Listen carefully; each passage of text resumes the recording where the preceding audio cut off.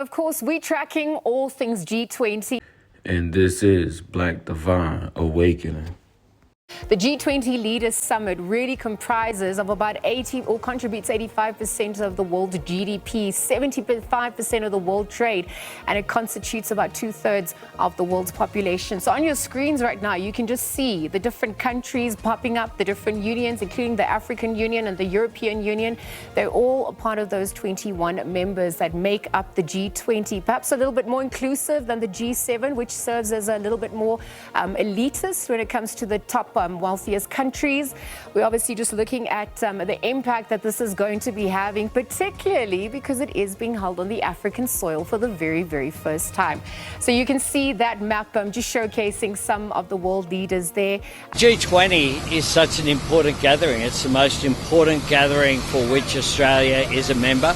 The red carpet rolled out for leaders gathering in Johannesburg for the Global Forum, with one notable omission: Donald Trump. His first visit as Prime Minister, Anthony Albanese welcomed in South African style for the first ever G20 Leaders Summit held on African soil. The G20, or Group of 20, is an informal meeting of 20 of the world's largest economies. It was born out of the G7, or Group of 7, in 1999, with one main purpose: global financial stability. At the time, the world was in the process of recovering from a financial crisis, which originated in Asia in 1997 and spread across international stock markets.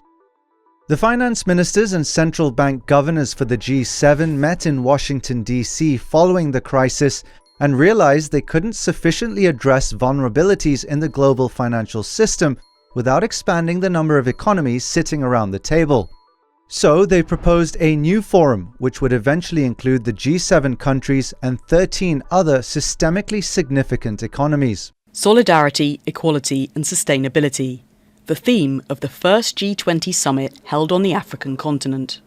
Nelson Mandela said, "The time has come for South Africa to take up its rightful and responsible place in the community of nations." Presidencies from or representatives from the global south. This has been a significant milestone to achieve. This is the last presidency of the first round of the G20. So we've now had 20 G20s, and South Africa is wrapping it up. They'll also be presenting a kind of report looking at the work that the G20 has done over the last 20 years. Adoption of the declaration from the summit sends an important signal to the world that multilateralism can and does deliver. It tells the world that as the leaders of the G20, we will keep fast to our solemn pledge to leave no person, no community, and no country behind. The US President and his administration boycotting the G20 over debunked claims the South African government is violently persecuting white farmers. In comparison, the South African police reported that 27,272 people were murdered in South Africa in the 2022 to 2023 reporting period. That means that farm murders accounted for only 0.15% of all murders taking place throughout South Africa. That's incredibly underwhelming considering that many still continue to claim that a white genocide is taking place in South Africa. It's been 30 years since the end of apartheid, the structural system of racial segregation that nearly ripped South Africa apart. But for many black South Africans, the story of optimism and renewal associated with Nelson Mandela's coming to power has not materialized. 30 million people, well over half the population, is still living in poverty. One of the main reasons inequality has lasted is how hard it has been to undo racist urban design. While apartheid is long gone, forms of segregation remain due to the vast economic disparity between the majority black and the minority white populations. We have received notice from the United States, a change of mind about participating. I saw the South African president running his mouth a little bit against the United States, and that language is not appreciated by the president or his team. Most people don't realize just how ruthless and exploitative the scramble for Africa truly was. Belgium seized the very heart of Africa, the Congo. Spain controlled Spanish Morocco, Rio de Oro, the Canary Islands, and Rio Muni. Italy had limited but strategic colonial holdings, including Libya, Eritrea, and Italian Somaliland.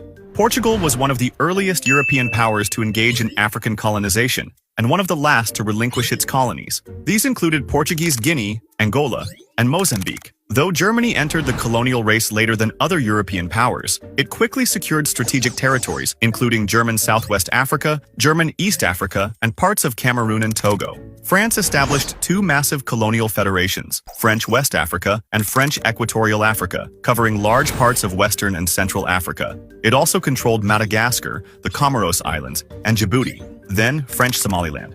Britain controlled a vast stretch of territory from north to south, including Egypt, Anglo-Egyptian Sudan, Uganda, British East Africa, British Somaliland, Nigeria, Gold Coast, Sierra Leone, the Gambia, Nyasaland, Northern and Southern Rhodesia, Bechuanaland, and the Union of South Africa, including Basutoland and Swaziland. And how did these European powers decide who would control what? They simply sat around a table and formalized the agreement to carve up Africa, a meeting where not a single African ruler was present, yet it sealed the fate of the entire continent. The UN Security Council, otherwise known as the We Won World War II Club. Its 5 permanent members are supposed to act as arbiters for international disputes, and as a result of this status have great clout in international affairs. But this raises a question: who picked them? Who decided who got a permanent seat and who didn't? Well, to begin, after World War II, the world was in a bit of a mess. Global powers were diminished, empires were crumbling, and a new conflict was beginning to take shape. The victorious powers of the war were hoping to never repeat the same mistakes again, and to do this they would create a board of international great powers to discuss, arbitrate and vote on resolutions to conflicts between countries before they became wars. This board was to be the UN Security Council, and unlike the failed League of Nations before it, the people who came up with the idea were on board this time. So in early 1945... In 1945,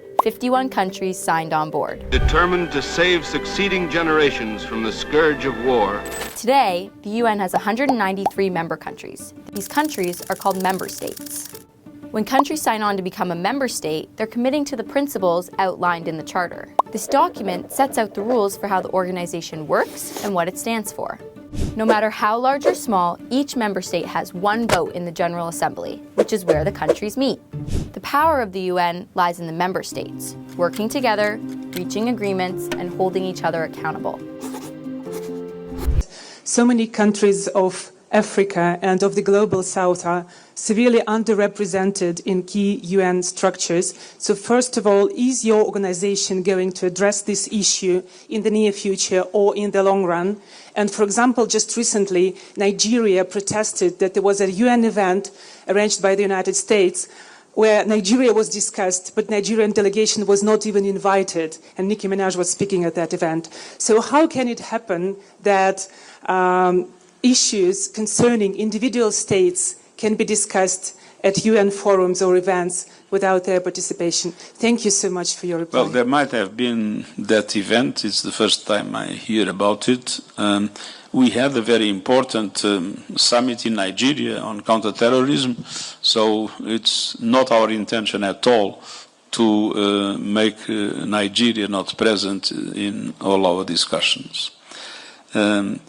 And for us, I believe, if you look at what is today the senior management of the UN, you will see that that senior management is quite balanced globally. And Africa, with 1.4 billion people today, projected to hit 2.5 billion by 2050, has 0 permanent seats. But Europe, with 450 million people, has 2 permanent members, France and the UK, plus massive influence through the European Union. It cannot be that a country's geographical location or income level or army determines who has a voice and who is spoken down to. And it basically means that there should be no bullying of one nation by another nation. We are all equal. Now, it is a commitment to concrete actions that will improve the lives of people in every part of the world. Our agreement on a declaration during this summit demonstrates the value of the G20 as a forum that can facilitate joint action on issues of shared concern.